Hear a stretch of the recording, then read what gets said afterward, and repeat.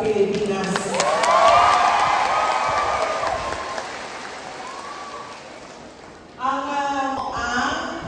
Dili siya kamaong maglaba, dili siya kamaong magluto, o dili siya kamaong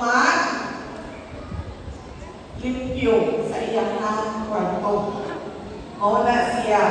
Kay tungkol kanatanan pinabuhat sa iyang girlfriend para sa iyang nagato. Pagtawag nga niya, anak ko sa iya, ito pa, kung doon na kaya ay ibate, yung na dahil ng doktor ha, kay 80 anyos na kaya ito siya naman. Iso na siya, ang nakaw sa kita ko, dahil mga sakit-sakit sa lawas.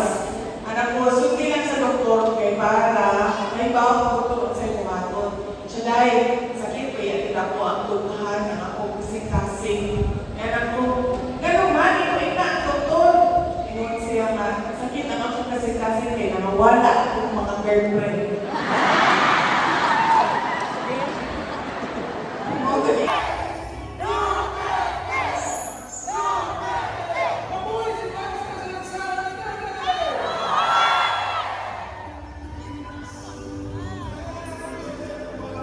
Lagi sila kasabot yun pag magbinisaya ko.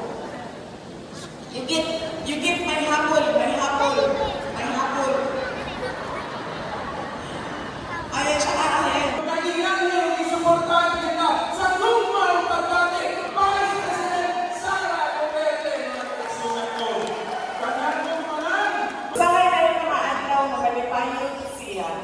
Usahay mga adlaw na dili maayo ang iyang pagmata. Maganda